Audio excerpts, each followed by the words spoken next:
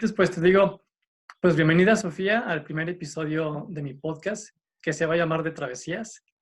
Entonces, Sofía, para los que no la conocen, aunque yo pienso que a este punto ya eres conocida globalmente, Sofía, pues eres, creo, en este momento la referente nacional en cuanto a la novela mexicana, con tus tres novelas, La Noche del Huracán. Yo leí el remake, que es El Huracán, Ah, sí. con tu libro Del Murmullo de las Abejas y Los Peregrinos. Realmente eres un referente y más allá de la increíble autora que eres un increíble ser humano. Entonces, creo que para mí eso es lo más importante. Entonces, muchísimas gracias por aceptar la entrevista y pues preguntarte primero cómo estás, cómo te sientes, cómo te ha tratado estos días de cuarentena. Pues mira, muy bien, te felicito, Luis, por tu primer episodio de este podcast Travesías. Me alegra mucho ser la madrina, ya me autonombré la madrina, ok, aquí va, Gracias. con todas mis bendiciones. Gracias. De haber sabido, me anticipaba y traía una champaña para... Para hacer el protocolo y todo.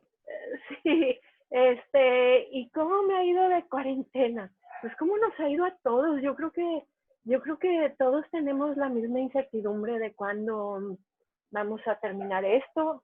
Yo ya tengo 1 mes y medio en cuarentena, porque aquí en Nuevo León empezamos bastante pronto. Creo que ustedes también van Sí. muy bien, ¿no? Van muy bien. Nuevo León pues empezó siendo de los primeros estados con casos, pero me da mucho gusto saber que estamos aquí con gobiernos municipales, el gobierno estatal, que se han sabido coordinar muy bien con las empresas, con los hospitales privados, con las universidades, y se ha tomado muy buenas decisiones. Entonces, eso me da tranquilidad, pero al mismo tiempo, bueno, pues es muy extraño. Es Sí. muy extraño porque escribí un libro donde una familia se aísla, se va a una cuarentena y ahora, o sea, tan solo 102 años después estamos en lo mismo, ¿no? Y a mí que me gusta mucho la historia y que creo mucho la historia como, en la historia como brújula para el futuro, Ujú. eh, pues realmente también me ha impactado ver de manera directa, casi en carne propia, algo que sucedió hace tan poco y que vuelve a suceder. Y casi con cierta exactitud. Entonces, eso también me ha traído, pues, un gusto de cierto modo, porque quiere decir que la investigación que hice Ujú. para esa novela fue muy certera.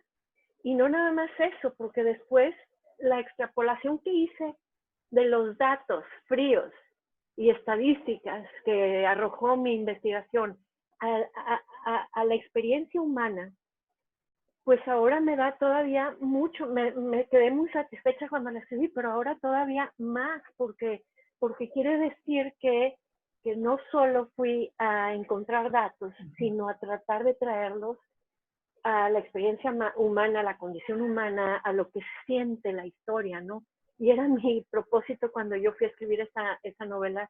Yo quería escribir una novela que, para saber lo que se sentía vivir en ese momento, en ese lugar, con esas condiciones. Y entonces quiere decir que, bueno, pues lo escribí con toda arrojo y toda sin filtros, y creo que pues esa apuesta me salió muy bien, ¿no? Porque ahora pues resulta que pues volvemos a ver lo mismo, ¿no?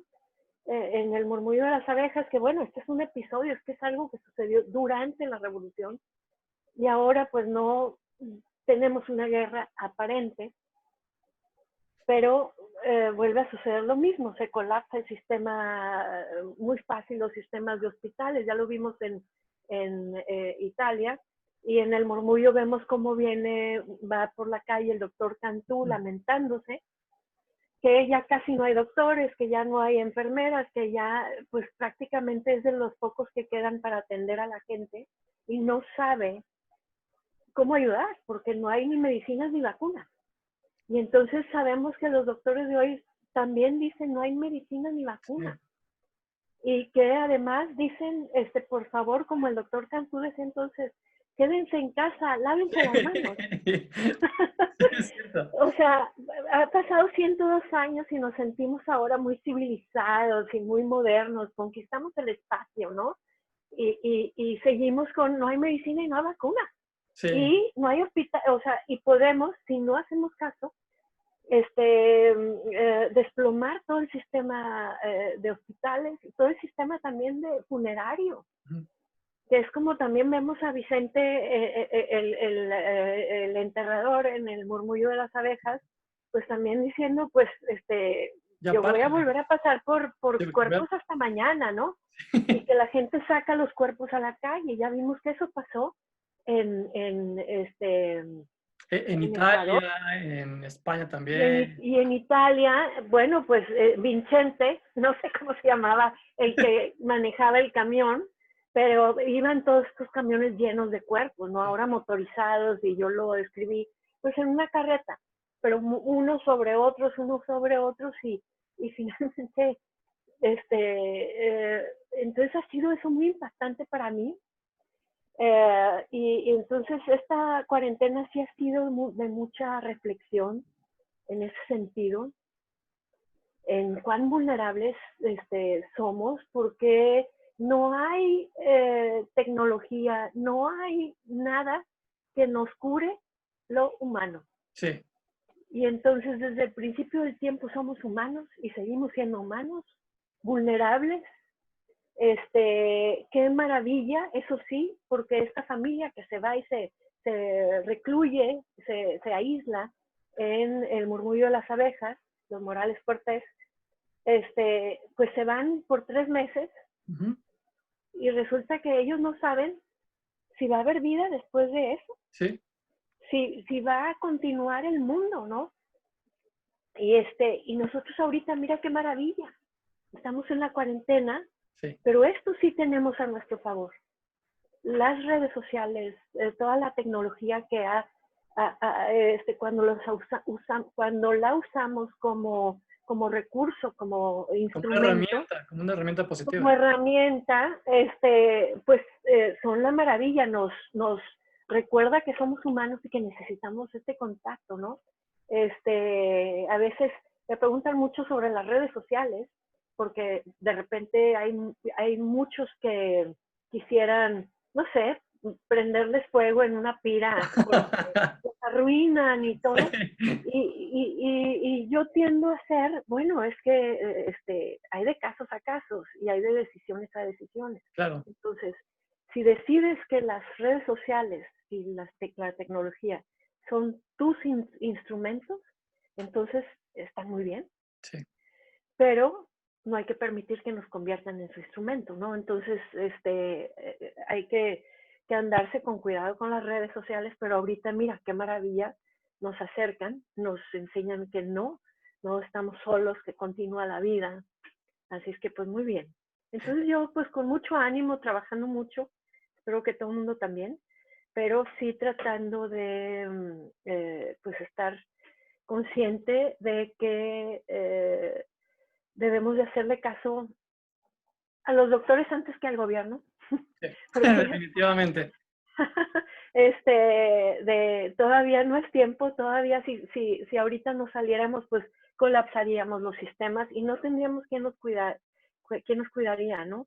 Y luego, pues toda esta gente que muere ahorita en estas épocas, pues se van solos al hospital, se van solos a enterrar. Entonces, como que también son de esas cosas que digo yo, no, todos vamos a morir, pero no tenemos que morir todos al mismo tiempo, ¿eh? O Exacto. sea, ¿verdad?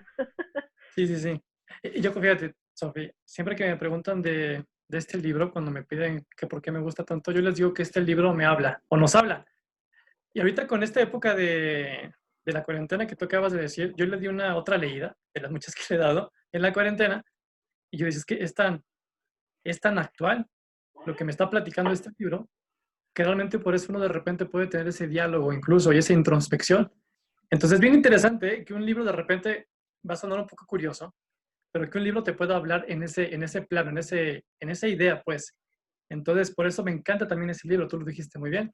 es como cíclico. O sea, ya pasó esto, tú lo contaste, y ahorita es como si lo estuvieras viviendo, sí, un contexto diferente, pero con esas como matices que uno dice, ay, jamás me imaginé que yo iba a vivir este episodio de este libro.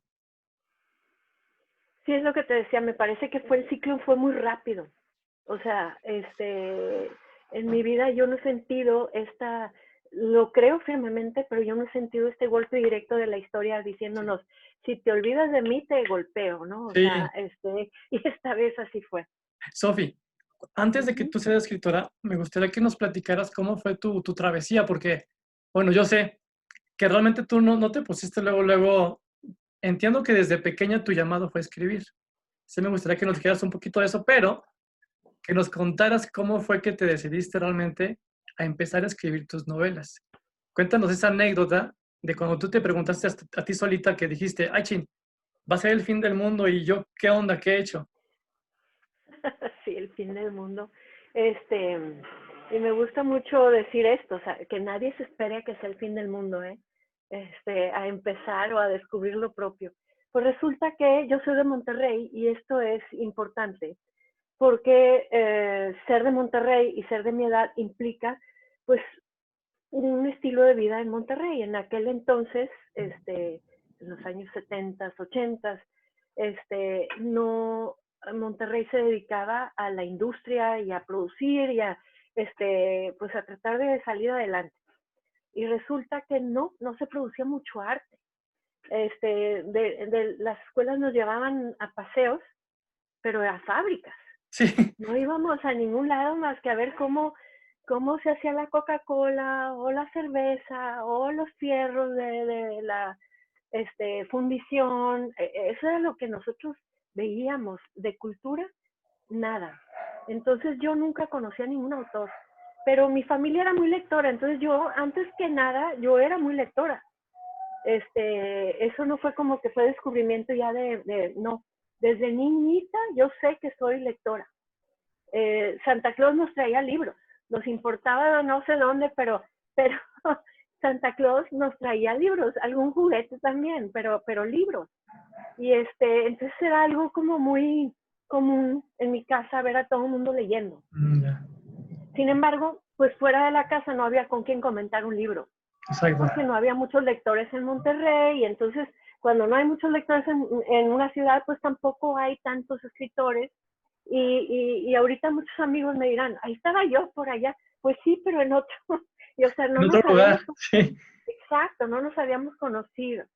Y entonces resulta que en la escuela a mí también me gustaba mucho escribir. En mi escuela, sí había mucha afición por leer y por escribir.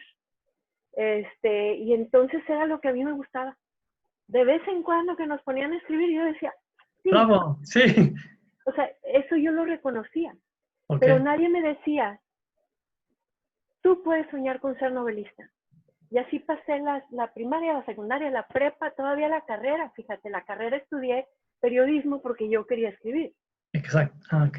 Pero me frustraba mucho y yo creo que frustraba a todos mis maestros también porque, porque no era muy buena periodista, porque al escribir, pues yo creo que le ponía algo de tripa y corazón al escrito, ¿no? Realmente tus Y, y, sueños se este, manifestaban. y me decían, esto no se puede porque no es, pues un dato concreto. O Ah, sea, ok. ya es como tu opinión, como, yo, y me di cuenta muy rápido que no tenía, características de periodista, pero nadie me dijo ahí, es que tú tienes características de novelista. Ah, ok. Y entonces pasó la vida, hice muchas cosas, escribí discursos para políticos y escribí algunas obras de teatro, escribí siempre por encargo Ah, ok.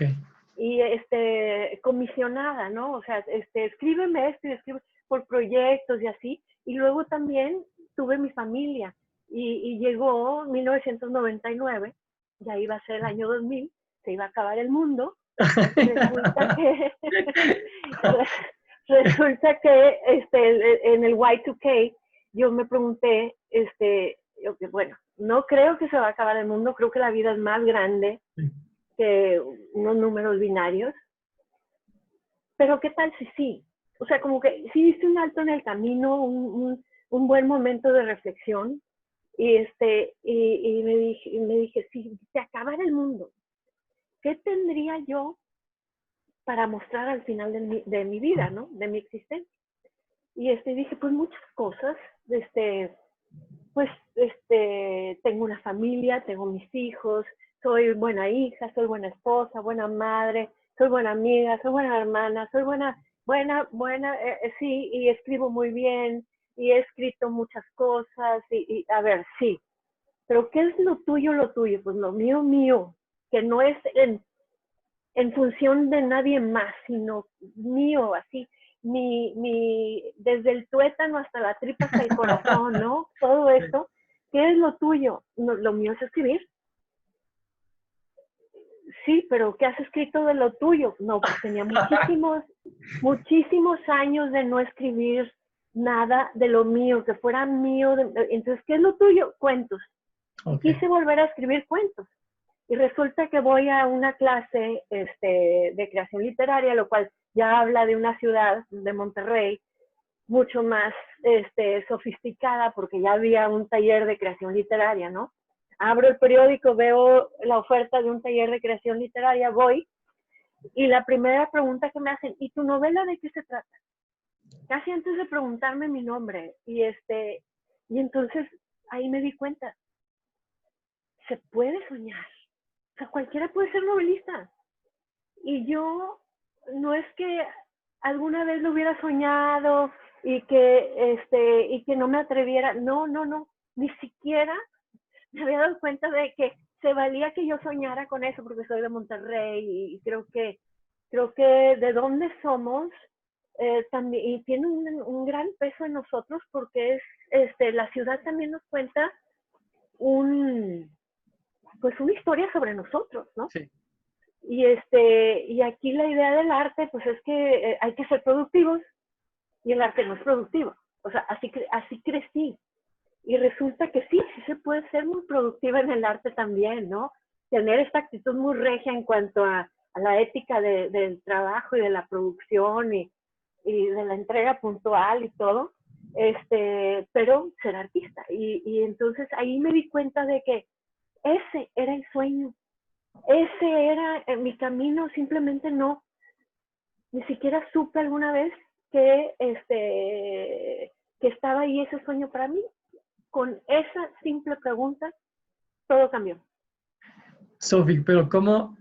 Fíjate, estarás de acuerdo que tú estabas en un camino de periodismo, de repente viene esta pregunta y sí, tú te respondes que ese era tu sueño, ¿verdad?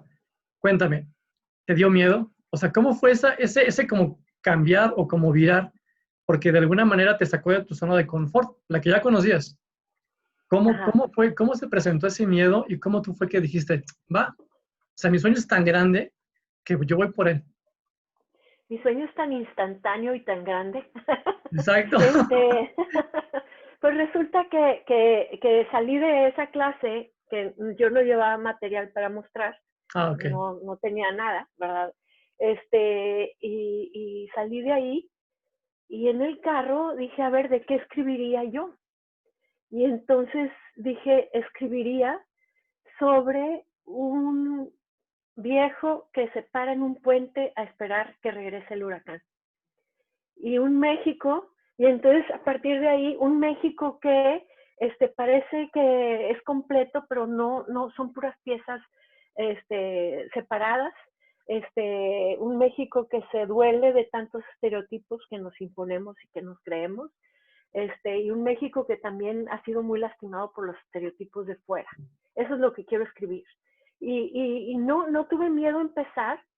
Lo que sí te voy a confesar algo, es que en el camino, pues sí entraba así esta duda cuando dejas que funcione tanto el cerebro, ¿no? A mí me gusta pensar que escribo con la tripa.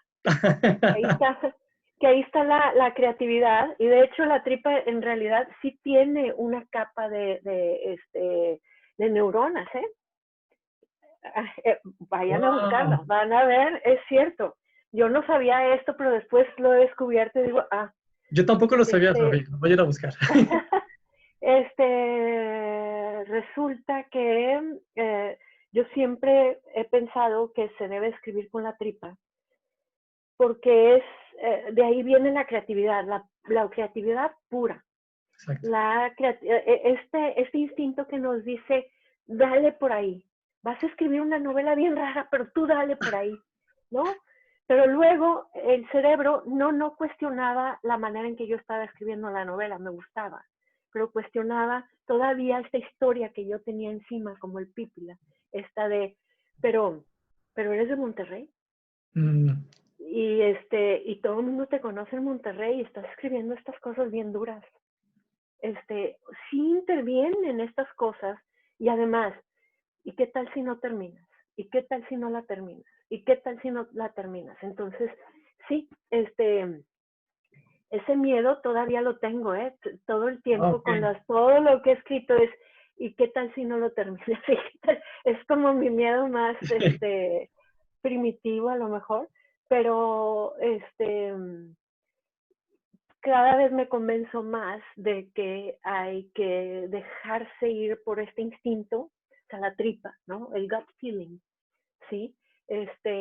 Y usar el cerebro nada más como almacén de grandes datos, que guíen ciertas cosas, pero que no intervenga para no interrumpir, porque si yo hubiera dejado que el cerebro interrumpiera el camino por el que me ha llevado la creatividad que viene desde dentro, pues creo que no hubiera existido Simonopio después, o en Huracán, esta manera de contarla en partes que tenía, yo sabía que era algo raro, pero que necesitaba contarla así, porque pues tienes parte de la historia, ¿no? O sea, ¿qué tanto me hubiera detenido pensar las cosas demasiado? Me refiero así con esta parte del cerebro que nos cuestiona todo, ¿no? Este enemigo interior, este juez que tenemos dentro, de repente hay que quitarle la autoridad de juzgarnos, Ok. especialmente a la hora del trabajo creativo. Y tienes razón, Sofi. O sea, el tema es cómo de repente esta vocecita que tenemos interna es como callarla, así como que decirle, a ver, espérate un poquito. Voy a seguir mi instinto, voy a seguir mi murmullo. Exactamente, exactamente. Sofi, en ese tiempo, cuando tú escribiste la novela, si no me equivoco, la acabaste en el 2003. Se publicó hasta el De 2000. Huracán, Exacto, de Huracán, Huracán. ajá, Huracán se publicó 7 años después, ¿verdad?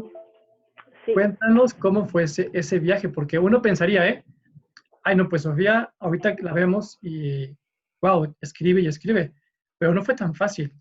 O sea, realmente fue un No. tiempo de que ya escribí. Tú incluso una vez mencionaste, yo mandé mi novela y sigo esperando a que me contesten. Cuéntanos Exacto. cómo fue ese esperar y cómo, o sea, realmente la consistencia y la persistencia también son súper importantes. Sí, fíjate que dejé que pasaran 7 años. Y de cierto modo no me arrepiento porque creo que tuvieron que pasar para que yo pasara una evolución personal y como persona y como escritora. Pero también lo que lamento es esa docilidad. O sea, sí logré terminar mi primera novela, y luego resulta que la mando, porque en ese entonces, 2003, parece mentira, pero en 2003 Google apenas empezaba, o sea, estaba en pañales. Ask Google o Ask Jeeves o lo que tú quieras, pero en realidad yo no sabía ni qué preguntarle y había muy pocas respuestas también, ¿no? Sí, Entonces resulta que en ese entonces no había cómo saber, ahora tú le preguntas a Google y te lo responde todo, desde sí. cómo se manda una carta a no sé, y te dicen todo. En aquel entonces no, y todo se mandaba en los manuscritos físicos, se mandaban por correo, ¿verdad? A las editoriales. Y pues habrán llegado o no, pero estoy segura que nunca las abrieron. Y te voy a decir en parte que era el problema, es que venía el remitente, pues alguien de Monterrey. Ah, Y no te creas que es fácil todavía cuando llegué en esta ocasión con el murmullo de las abejas, ahora me preguntan mucho que ha sido difícil por ser mujer, a ser pública, pues más difícil por ser de Monterrey. Es en serio, porque pues vivimos en un país muy centralizado, hasta el arte está centralizado, sí. ¿No? Y entonces, pues yo imagino que esos manuscritos que yo mandé y que dócilmente esperé respuesta, sigo esperando, los imagino que los usaron para detener una mesa chueca, así de la patita chueca, así. No, ¿qué os doy? Y sin ningún interés, o los mandaron a incinerar, o los mandaron al hoyo negro de la literatura, lo que tú quieras. Yo no creo que nadie haya leído esa novela porque pues era una novela buena, era una novela interesante. ¿Sí? Pero pues hasta ese momento yo era la única que lo sabía, ¿no? Sí, y entonces en el 2003 pues dije, mientras me espero, voy a ver qué otra cosa escribo. Y empecé a planear esta novela del murmullo de las abejas. A planearla un poquito, pero en ese sentido es donde te digo, también el tiempo que transcurre, hay que saber y distinguir que también es por algo, que no todo fue pérdida. Exacto. Porque si yo hubiera escrito el murmullo de las abejas en el 2003, no hubiera sido el mismo murmullo de las abejas. Porque creo que tuve que ser llegar a ser en la que me convertiría 7 años después, todo lo que tuve que pasar, pues como una madre un poco más madura, como una regiomontana viviendo en una ciudad que de repente fue asaltada por la violencia, por una mexicana que había pasado un año antes por el susto del N1H1, H1N1, perdón, y entonces creo que todo eso más los años y la experiencia y todo me hicieron madurar más y abordar esta novela desde un punto de vista mucho más profundo, tener otras preguntas más profundas, más interesantes a la hora de ir a investigar. Porque no se trataba nada más de investigar en qué fecha Carranza dijo esto y en qué fecha. No. La investigación fue mucho más profunda que eso. Bueno, inclusive hasta ir y comprender simplemente todo esto que en lo que se convierte Simonopio, ¿no? Que es este personaje que nos llama a escuchar profundamente, pero también a mirar la vida de manera esférica. No nada más lineal, sino esférica.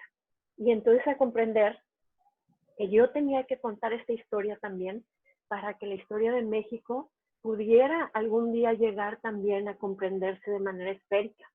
Porque el noreste, Nuevo León, Tamaulipas, Coahuila, pues prácticamente no figuran en ningún libro de historia.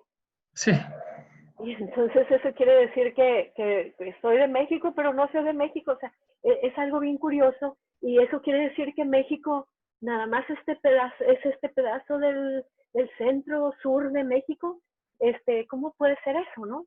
Y entonces creo que todo eso lo tuve que ir, en todo este tiempo la novela no me abandonó, pero creo que en todo este tiempo fui comprendiendo a dónde quería llegar, que también es algo similar a lo que logré con Huracán, que es ir a ver una historia que se cuenta de manera muy común y contarla de una manera muy distinta, ¿no? El muchacho, por ejemplo, de escasos recursos, sí. Y presentarlo como lo presento en Huracán, con otros personajes además, también pues fue un atrevimiento. Y es un atrevimiento, yo creo, que también, y lo comprendí, que también me lo da el haber sido de Monterrey y siempre sentir que mi país me dejaba en la periferia. Y que tú le podías traer como que esa relevancia, ¿no? Finalmente, o sea, que tú podías decir, ¿sabes qué? Finalmente sí es cierto, hay una historia, pues sí centralizada, pero que tiene una periferia muy importante en la zona norte, que de hecho es lo que se muestra en tu novela, en la novela del murmullo de las abejas. Pues es la zona norte es donde México se hace muy grande, ¿verdad? O sea, Exacto, no, mira, es que yo creo que es muy peligrosa la historia que se cuenta nada más como, es la pura verdad. sí. Nunca hay una sola verdad. Y entonces, la revolución se cuenta de una sola verdad, Ujú. en muchos sentidos, una única historia, desde el punto, sí, dónde está ubicada y el sitio geográfico y todo, en términos de género, desde términos de ideología, de punto, o sea, todo es simplísima así como nos la cuentan, y resulta que pienso yo que no, que nos dieron ya la tortilla masticada, o sea, ya digeridita, así para que no nos cuestionáramos nada, pero al mismo tiempo es muy peligroso. ¿Por qué? Porque, mira, 110 años después, hoy, seguimos viviendo en un país que tiene los mismos problemas Sí, que durante la revolución, ¿no?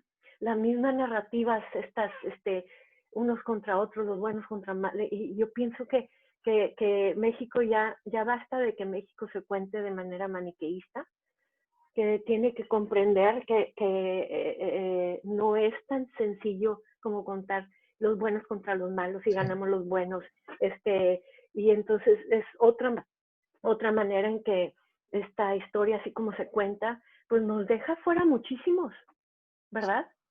Si creyéramos esta historia como se cuenta de que eh, los que hemos vivido alrededor de la iniciativa privada o lo que sea, estamos así porque hemos robado.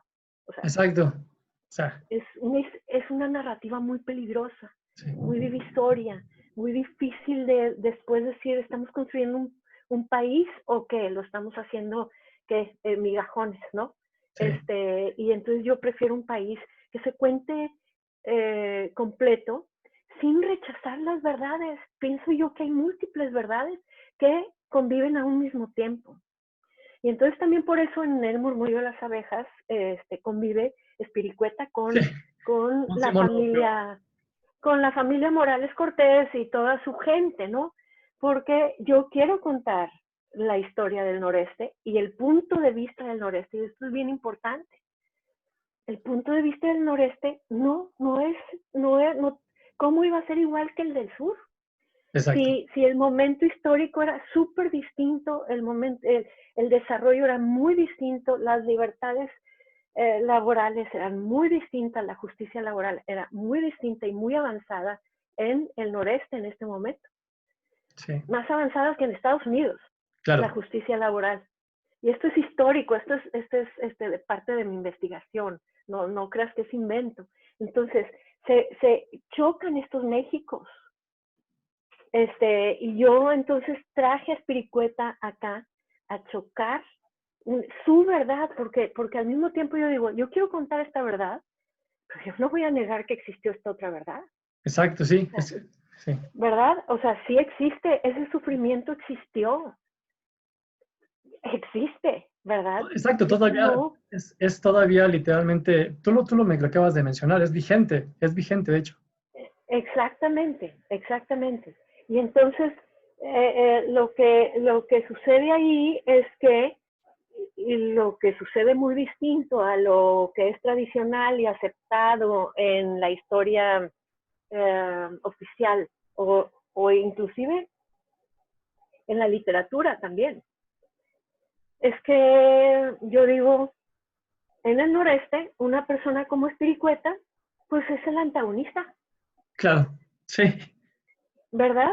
sí, Y en ir a investigar lo que se siente ser alguien con la realidad de Espiricueta, yo comprendí que un personaje así puede decidirse nunca ver lo bueno, las oportunidades que se le dan en la vida y decidirse por tomarlas y ser feliz, ¿no? Pero también pienso que así hay gente en cualquier lado, ¿eh? Esta gente que siempre se decide por la infelicidad. pues tiene este rasgo, pero además, bueno, trae la carga emocional, social, histórica esta de su gente, tremenda, porque ha sufrido muchísimo. Y entonces yo no quiero arrebatarle eso, yo no quiero convertirlo en un malo de caricatura. Mi intención fue ser justa, pero al mismo tiempo atreverme a decir, no, no está el bien siempre acaparado por un segmento de la población y el mal siempre tomado por otro segmento de la población. Yo creo que eso se da por casos individuales y decisiones individuales, ¿no? Sí, Y exacto. entonces, esa fue, y esa es algo, es un tema que sigo explorando en todas mis novelas. Es, a ver, ¿qué decide cada personaje? Todos tienen una oportunidad de ser buenos o malos, o sea, decidirse por el bien o por el mal, ¿no? Sí, y todos los personajes, como incluso nosotros tenemos esa naturaleza, ¿no? Tenemos como que de repente los puntos Absolutamente. blancos y negros, ¿no? No somos grises. Hay como que ese vaivén. Y los claroscuros y bueno, también, por ejemplo, es muy fácil juzgar, por ejemplo, a alguien que ve un billete de 20 y lo agarra. Ujú. Pero es que tú nunca has necesitado ese billete de 20. Tú vas a recogerlo y lo vas a entregar, ¿no? Porque les vas a preguntar de quién es, de quién es, porque, porque no hay prueba a tu fuerza de voluntad, a tu moralidad, ahí no hay prueba. Pero luego hay gente que vive en una realidad muy distinta. Sí, Entonces, a mí me gusta explorar esto de las decisiones entre el bien y el mal. Está en Huracán, está en El Murmullo, en Peregrinos todavía con más, eh, casi, pues le echo una mirada casi con microscopio a esta situación. Un país entero es el mal y otro país entero es el bien. Pues no, sigo descubriendo que en realidad, y sobre todo que me gusta decir, vamos a sacudirnos de estereotipos, este, sigo descubriendo que esas son decisiones de uno a uno, ¿no? Uno sí. por uno va decidiendo por qué se decide, las decisiones que tomas, ¿no? Y a dónde te van llevando. Y entonces, Espiricueta es eso, sí, simboliza el dolor del sur, que es muy real, y el reclamo del sur, pero también simboliza a esta persona que es, no puede ni siquiera distinguir cuando la vida le da una oportunidad de ser feliz, ¿no? Y Exacto. luego, por otro lado, el norte está simbolizado con la familia Morales Cortés. Y bueno, en este encontronazo que se dan, porque así como Espiricueta no entiende, bueno, dice, ni el frío, ¿de dónde viene el frío, verdad? Sí. Este, Que no se acostumbra. eh, Pasan los inviernos y él no se acostumbra de dónde viene el frío. sí, que te tienes que poner y te tienes que Sí. quitar y poner otra vez, porque pues así es el clima acá en mi tierra, es así.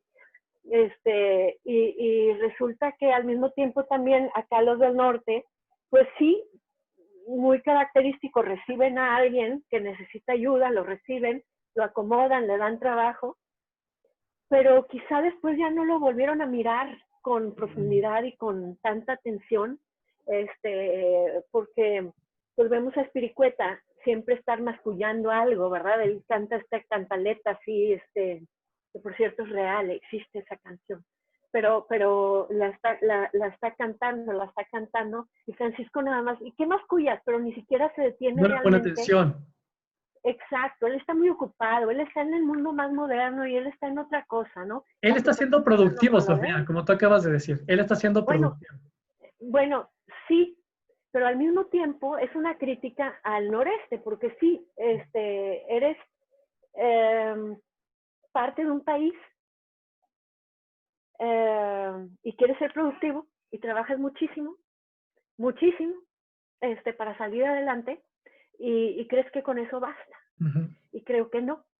Creo que, bueno, esto es un punto histórico desde el origen de los primeros que vinieron acá a Monterrey, pues vinieron para no ser vistos. ¿Ok?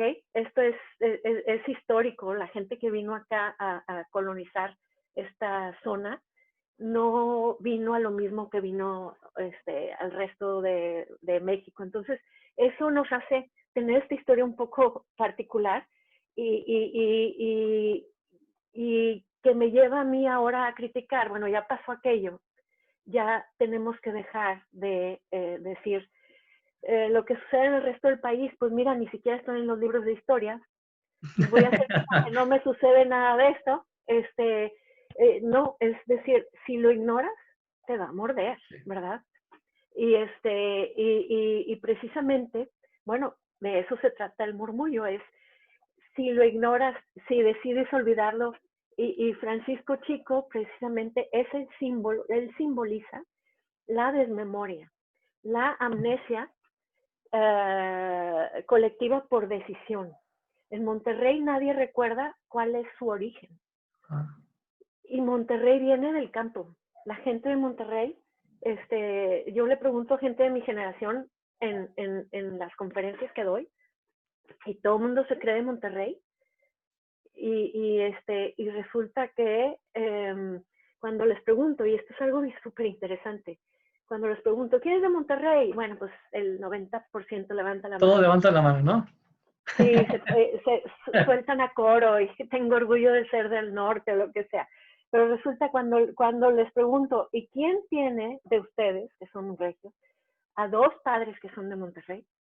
Pues ya nada más como el 30%. Y cuando les pregunto, ¿y quién tiene a sus 4 abuelos que son de Monterrey? Pues ya nada más, pues 1 o 2. Y les digo, y a mí se me hace que están bien Equivocados. bloqueados. Vayan y averigüen, esa es su tarea. Porque Monterrey era una ciudad menor antes de que sucediera todo este momento del murmullo de las abejas. La ciudad grande era Linares. Ah, sí. Y entonces, Monterrey, claro que ya no se acuerda de eso. Monterrey cree que está aquí desde que Dios sacó a Adán y Eva del paraíso o algo, ¿verdad? Desde que llegaron los primeros humanos al continente. Y entonces sí hay algo de esto también en cuanto a la violencia que vive la familia, esto de hay que mandar a las niñas al colegio y así. Yo escribí esta novela mientras en Monterrey había violencia.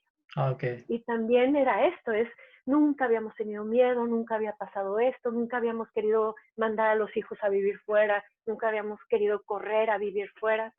Pues 100 años antes. O sea, la generación de nuestros abuelos. Sí. Eso pasó.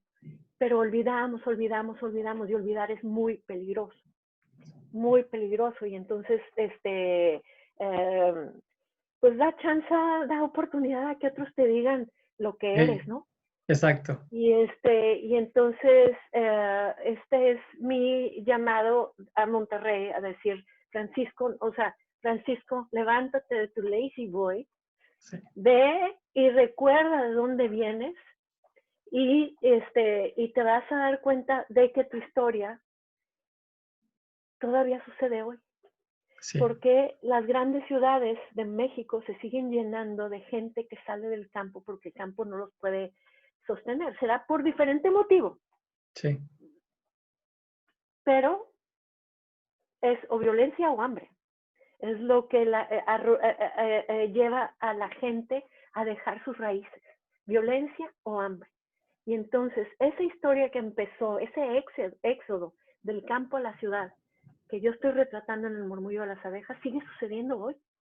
Sí, definitivamente. Y es dolorosísimo. Lo que pasa es que, bueno, quienes pudieron primero se fueron, ¿no? Los dueños de la tierra, los terratenientes, son los primeros que se vinieron a Monterrey, por ejemplo. Y se olvidaron del campo. Y se olvidaron de que un capricho de un gobernante te puede cambiar el destino. Sí. Y entonces eso es súper, súper peligroso de olvidar. Y entonces, bueno, y resulta que no ha sido nada más a Monterrey que todo México me ha dicho, sí, a nosotros nos pasó lo mismo y ha sido una experiencia muy bonita porque la gente de todo México y gente que ya es quizá mexicana o de otras nacionalidades que viven en Estados Unidos o españoles en España o argentinos en Argentina, leen este libro y finalmente dicen, haz de cuenta que leí a mi familia. Sí. Y entonces para mí ha sido algo muy bonito y ahora que está la traducción, acaba de cumplir un año la traducción y que va muy bien, la gente en otro idioma, pues me dice lo mismo. Es Sí. algo bien padre, ¿no? Que hay cosas que simplemente son la condición humana, la experiencia humana y pues me da gusto haberlo logrado con el murmullo de las aves. Y es eso, Sofía, porque de repente yo te contaba al inicio que para mí era curioso explicar eso, ¿no? Era curioso decir que este libro te habla, pero te habla precisamente porque tú te relacionas y de alguna manera te habla precisamente a tus orígenes. Entonces yo decía que es de estos libros que incluso yo hasta como que leía, bajaba el ritmo de la lectura así para leerlo más, no más despacio, sino más lento. Y decía, ay, no, no, es que no quiero que se acabe, no quiero que se acabe.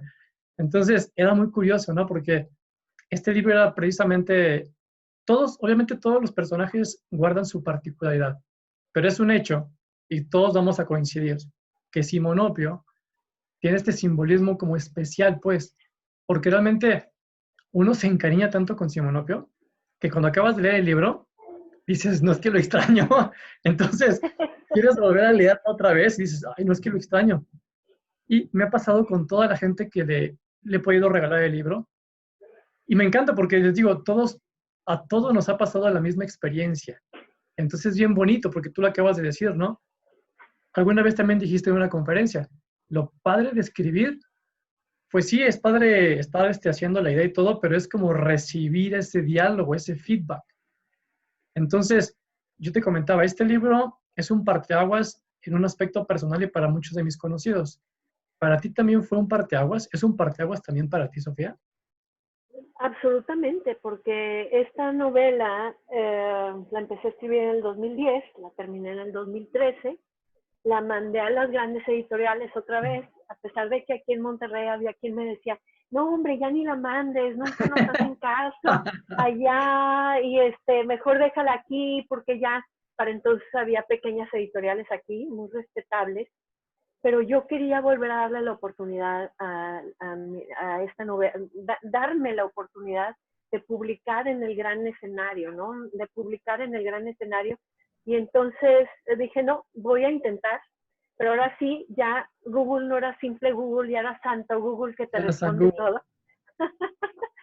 y resulta que la mandé,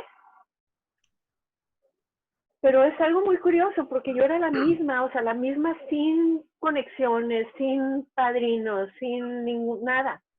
La mandé igual, pero ahora ya con más idea y todo por email y todo así ya había investigado muy bien. Pero no era eso, yo sabía que además necesitaba un golpe de suerte, porque yo sabía que estaba mandando una novela que a mí me gustaba mucho, ¿no? Pero que además necesitaba un golpe de suerte.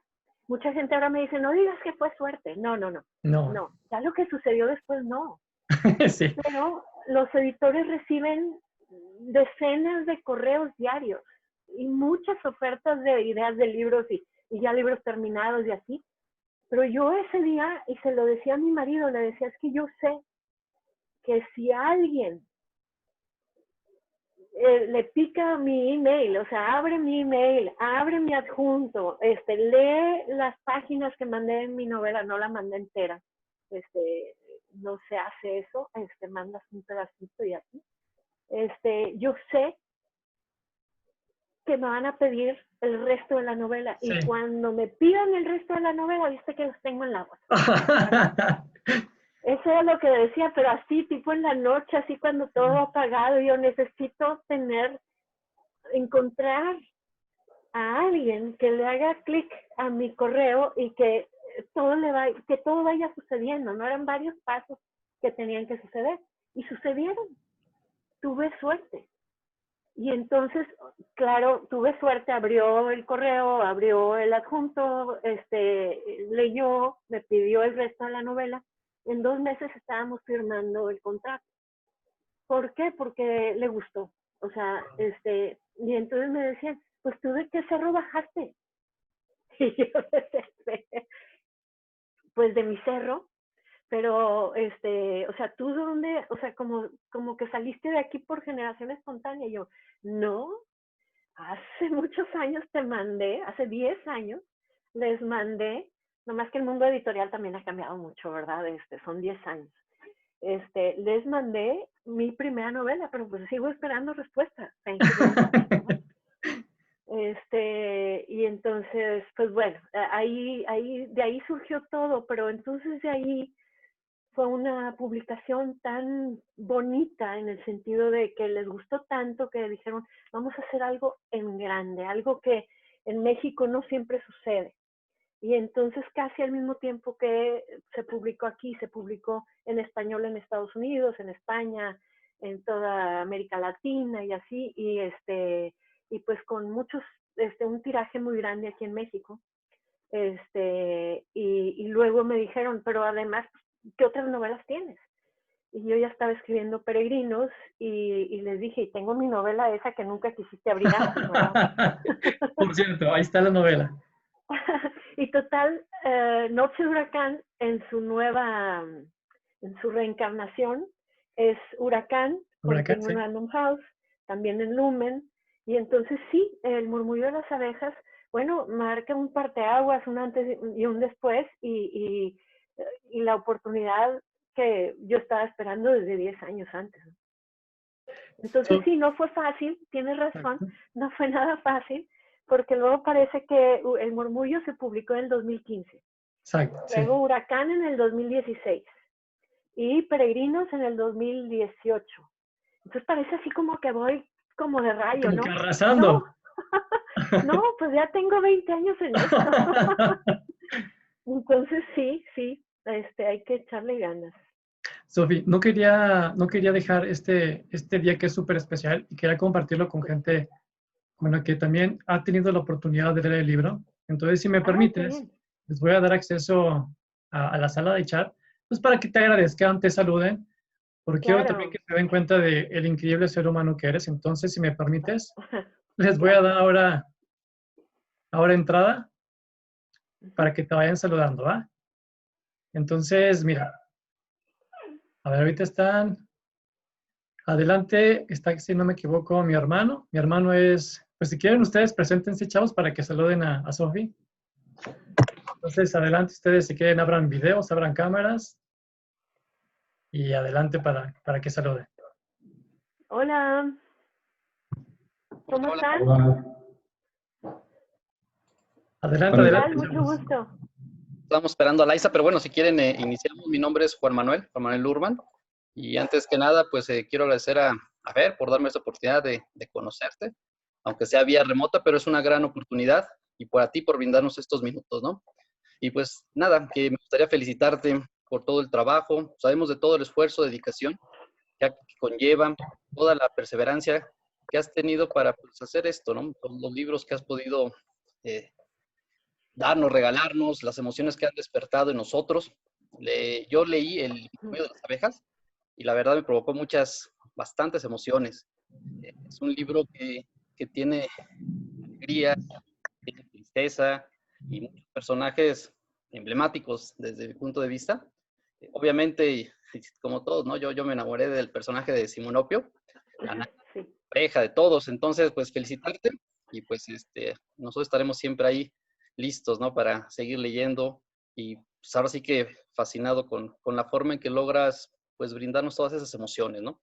Entonces, pues muchas gracias. muchas gracias, Juan Manuel. Gracias por leer El murmullo. Y finalmente, ahorita lo hablábamos, que el lector finalmente es el que decide un libro, ¿eh? Es el que se abre a dejarse ir o se cierra, porque siempre hay. Y yo te agradezco mucho que te hayas dejado ir a esta historia y te hayas dejado conmover, ¿no? Por Simonopio y todo lo que sucede ahí en esas páginas. Muchas gracias. No, gracias a ti. Ya estaremos pendientes, esperando a ver qué viene, ¿no? Y listos ahí para dar esa lectura y esperemos conocernos en algún momento que acabe toda esta situación de la pandemia, estar ahí en vivo y que nos firmes un autógrafo. Claro que sí, ojalá que sea muy pronto. Gracias. Adelante, quien quiere. Primero las damas.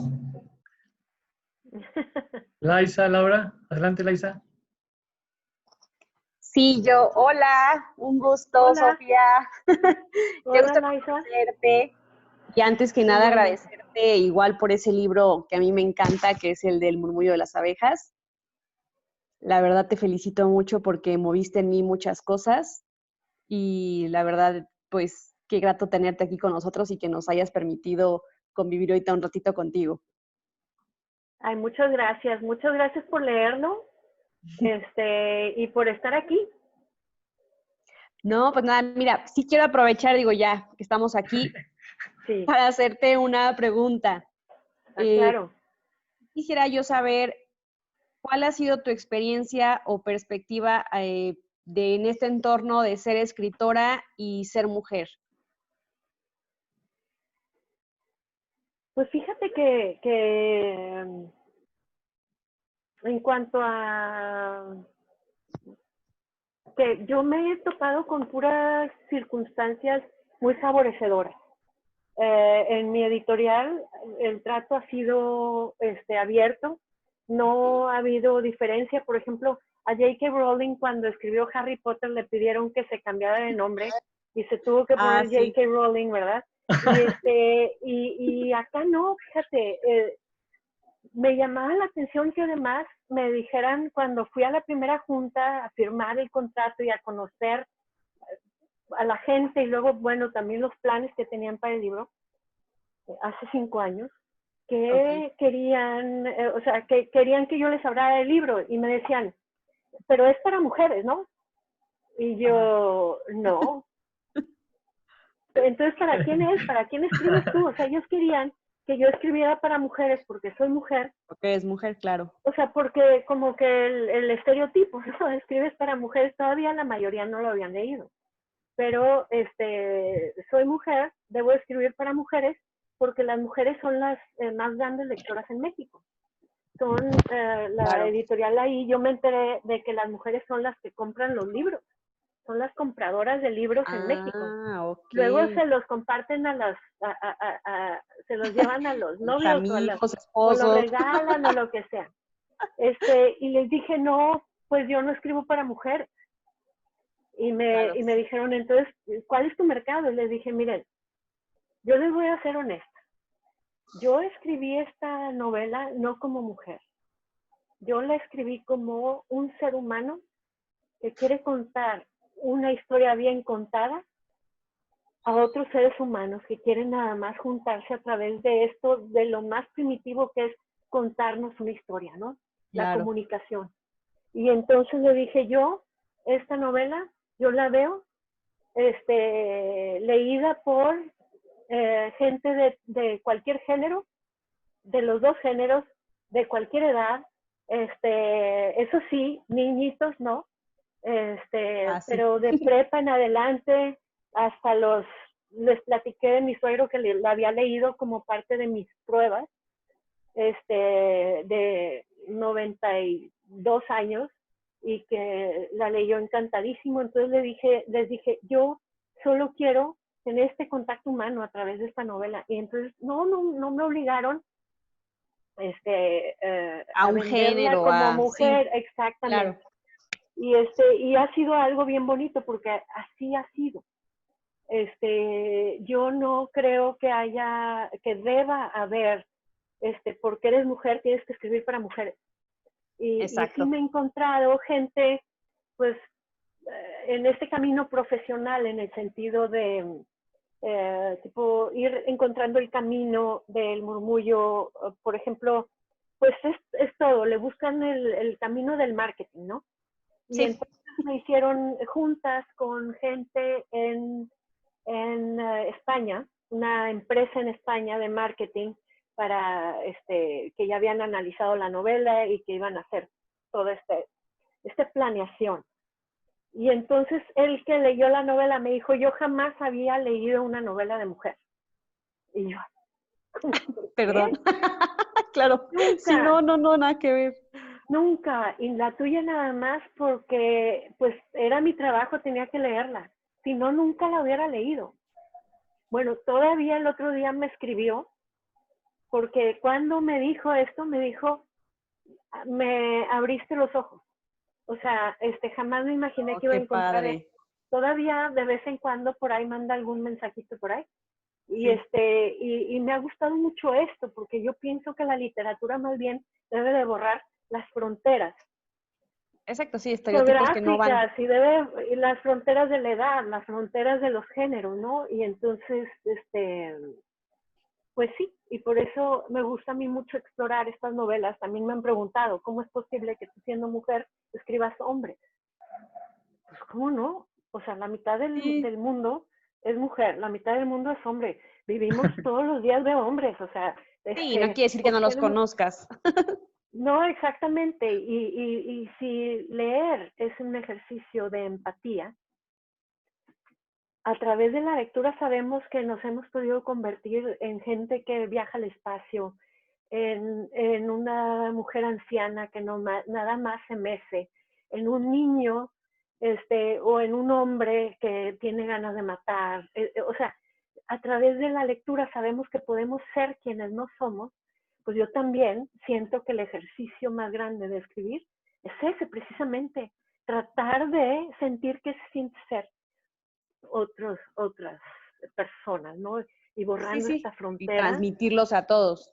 Y Sí. por eso digo que escribo más como ser humano, tratando de sacudirme el peso de mi género, ¿no? Claro. No, Sofi, qué gran respuesta me has dado, la verdad. Y qué gusto saber que has tenido muy buena experiencia en tu trayecto. Eso es lo mejor. Y pues Sí, felicidades y gracias. Gracias, Laisa. Pasamos contigo, Laurita Mendieta. Está en mute. ¿Tienes? Hola. No, ya. Hola. Sí. Hola, ¿cómo estás? Yo soy Ana Mendieta. Hola, Ana, Oye, ¿qué tal?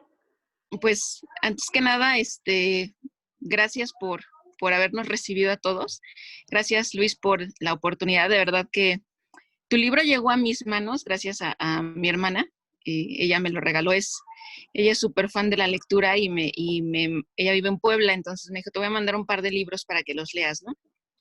Y entre ellos venía el tuyo y coincidió en un comentario, en una conversación con Luis que ambos lo habíamos leído, ¿no? Y la verdad es que yo te voy a platicar un poquito de qué dejó tu libro en mí, porque definitivamente a mí tu libro me acompañó, ¿no? La historia que tú platicas, pues yo creo que yo le decía a Luis, es que a todos nos hace falta un Simonopio en nuestra vida, ¿no? Sí. Estaría padrísimo Ajá. eso. O sea, alguien que nos acompañe, que nos enseñe, que nos cuida, que nos proteja. Y ahorita tú hablabas un poquito sobre las fronteras, y yo creo que tu libro es un ejemplo claro de cómo se cruzan las fronteras sin comunicación, ¿no? O sea, él no habla, pero transmite un chorro de cosas. Entonces, yo, la verdad es que digo, yo creo que te lo han dicho 1000 veces en tu vida profesional y en tu vida personal, pero felicidades porque lograste transmitir un cariño, una confianza, una fidelidad súper natural, súper pura, ¿no? De me hago un lado por cuidar a los demás, y eso pues es bien complicado, ¿no? Entonces, la verdad es que felicidades, qué bonito libro, y ojalá sigamos teniendo la oportunidad de poder leerte, y sobre todo también de experimentar en nuestras vidas algo como lo que transmitiste en el libro, ¿no? Muchísimas felicidades y muchas gracias. Muchas gracias por tus comentarios, Ana. Me dan mucho ánimo. Muchas gracias. Gracias, Laurita. Cris. Hola, yo soy Cristian Moreno. Hola, Bueno, en lo Cristian. personal, yo obtuve tu libro como un regalo de Luis, que pues la verdad sí me gustó mucho. Yo de antemano sabía que era su libro favorito.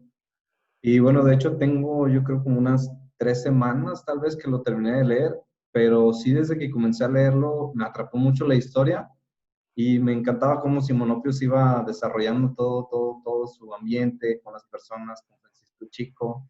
Y no sé, en la parte donde salió corriendo de que estaba en el molino, viendo el hombre que cantaba bajo el agua, pues como, Sí. ¿qué va a pasar? Esa parte fue de mis favoritas donde, bueno, por desgracia llegó ahí viendo al coyote. Bueno, salvando a Francisco Chico. Pero pues sí, en lo personal el libro me agradó bastantísimo. También como menciona Ana, el personaje de Simonopio que pues deja todo por ayudar a las personas, por ser siempre una buena persona, por siempre estar ahí pendiente de todos. Y como dicen, pues elimina las barreras, ya que pues con su deficiencia y su carencia del habla, aún así era una persona pues bastante querida por todos, no por cómo hablaba o cómo se trataba de comunicar, sino por su presencia. Y pues la verdad sí te agradezco muchísimo a ti, Sofía, y a Luis también por el regalo, por la invitación y por esta experiencia pues que es muy grande. Muchísimas gracias. Gracias, Cris. Sí, Pues fíjense que Simonopio es muy especial y sí, lo escribí, de repente me di cuenta de que lo estaba escribiendo como un deseo de que Simonopio existiera, ¿no? Para salvarnos de muchas. Y últimamente con esto de la pandemia dije, ay, que hubiera estado Simonopio para decirnos, córranle para allá, compren, compren más papel de baño o algo, no sé. Bueno, pues sí, Simonopio realmente es el personaje que ha conquistado a la mayoría de los lectores, aunque hay quienes me dicen, no, yo con Beatriz y yo con la Nana Reja y así. Pero así también ha habido gente que me dice que es Piricueta, pero son los más raritos, la verdad. sí. Sofi, pues no Sí. me queda más que agradecerte, la verdad, como te lo vuelvo a decir. Hoy fue un día especial, hoy es el Día del Niño y creo que a todos nos llegó nuestro regalo del Día del Niño, muy, muy, muy especial. Entonces, realmente no me queda más que agradecerte el tiempo, la humildad y vuelvo a decirlo, o sea, para mí es un sueño cumplido el día de hoy, el que de mi libro favorito, mi autora favorita, a que realmente súper admiro, me haya dado la oportunidad de tener esta plática. Entonces, no me queda más que agradecerte desde el fondo de mi corazón, Sofía, la oportunidad y que vengan mucho más libros, porque yo estoy súper ansioso de lo que venga y precisamente como decía incluso mi hermano, el día que todo esto acabe, literalmente, yo sí me voy tal vez a lanzar a Monterrey para que me autografíes mi libro y todo, precisamente por la admiración que te tenemos y que te tengo principalmente. ¿Va? Muchas Muchísimas gracias. gracias, Siempre hay Sofía. oportunidades, siempre me ha tocado mucho ir ahí pues cerca ahí de a su región, entonces ya habrá oportunidad de conocernos.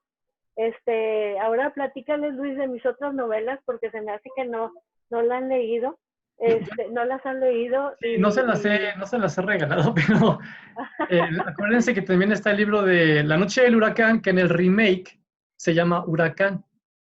De hecho, también lo publiqué en mi cuenta. Yo te voy a confesar, Sofi, que a mí me falta la de Peregrinos. Peregrinos me falta leerlo. Ajá. Y también estaba la otra vez investigando y publicaste un libro con la Universidad de Monterrey. Más no sé si esa, según yo, esta no es novela, es solamente un libro tuyo. Es un libro de no ficción. Exacto, ¿verdad? Entonces, nos faltan, chavos, precisamente leer el libro de, bueno, los que no hayan leído El Huracán, tienen que leer El Huracán, que también está bien extrema. Este libro sí es completamente, es como que el otro lado del murmullo de las abejas, porque es como que no te puedes quedar con una opinión tibia. Entonces, lo bonito de este libro, que me llamó mucho la atención, es la narración. Te lleva de un momento a otro, te lleva a otro, te regresa. Y yo decía, ay, ahora entiendo, porque de repente yo no entendía la condición de alguna historia y todas se van como que uniendo y van llegando, van juntándose, hasta precisamente la noche del huracán. Pero bueno, tienen que verla, tienen que leerla. La vamos a leer, que juntamos Sí, libros. ahí se las encargo y cuando la lean me vuelven a invitar. Bueno, Claro Sí, sí la vamos a leer. Tengo que decirles que les tomé una foto porque estoy, cuando acabe todo esto voy a hacer una publicación de un álbum de toda la gente que conocí en este aislamiento. He conocido, yo creo que más gente desde que conozco en un año. Así es que ha sido un gusto conocerlos. Muchísimas gracias por por leer el libro, por estar aquí, por invitarnos, Luis. Muchas gracias. Gracias a ti. Y bueno, si tienen oportunidad, métanse a Goodreads, escríbanme un review porque son demasiado importantes para que un libro se mantenga. Yo creo que por eso El Murmullo tiene ya 5 años de vigencia en las librerías. Se los encargo y también se los encargo a nombre de otros autores, no nada más yo. Cuando lean un libro, hagan este siguiente ejercicio porque sirve mucho. Entonces se los agradezco mucho y disfruten la vida, cuídense mucho, lávense las manos. Lo dice el doctor Cantú. No lo digo yo, lo dijo el doctor Cantú en El Murmullo de las Abejas, ya lo platicamos. Pero sí, cuídense mucho. Sofía, antes de que nos despidamos, nada más dales el consejo que dijiste de precisamente cuando queremos arrancar un sueño, ¿a qué tenemos que hacerle? Tú dijiste ahorita algo que tenemos que escuchar más el murmullo interno que la voz. Si les puedes compartir súper rápido a todos ellos, ¿cuál será tu consejo para que si queremos un sueño, nos aventemos por él? Bueno, pues sí, pero no sé si va a salir igual porque soy muy espontánea. No, está bien, pero está bien. Estamos hablando de algo, de cómo empecé a escribir. Y luego también, bueno, ahora escribir es casi de jóvenes, ¿no? Pero en realidad yo saqué El Murmullo de las Abejas cuando ya iba a cumplir 50 años. Es cuando va a salir El Murmullo de las Abejas. Y entonces ahora sí yo creo que tengo autoridad para decir, atrévanse a soñar. Y a veces pienso yo, les decía a Luis, que yo creo que la creatividad y quizá este primer instinto por un sueño viene de la tripa, o sea, del gut feeling, ¿sí? Y que es muy curioso porque el cerebro puede llegar a interrumpir ese gut feeling y a decir, no, ¿cómo voy a ser yo novelista si Gabriel García Márquez es novelista, ¿no? Como yo. Pero entonces no, o sea, realmente escuchen a su tripa, ahí está el murmullo, su murmullo, es lo que yo llegué a comprender. Y hay que usar mucho la cabeza, ¿cómo no? Pero como bodegón de buenas ideas y de datos importantes, pero no como juez. No hay que dejar que ahí se instale el juez que nos interrumpa la fuerza creativa que viene de la tripa. Entonces, esa es mi idea. Gracias. Es un poco extraña, pero ya le dije a Luis que no es tan extraña porque en la tripa sí hay neuronas. El estómago está rodeado por una capa de neuronas. Investíguenlo. Ya después piensen de dónde vienen las mariposas en el estómago. Ok, Sofi. Muchas gracias por compartirnos eso. Buenas noches. Bye, gracias. Adiós.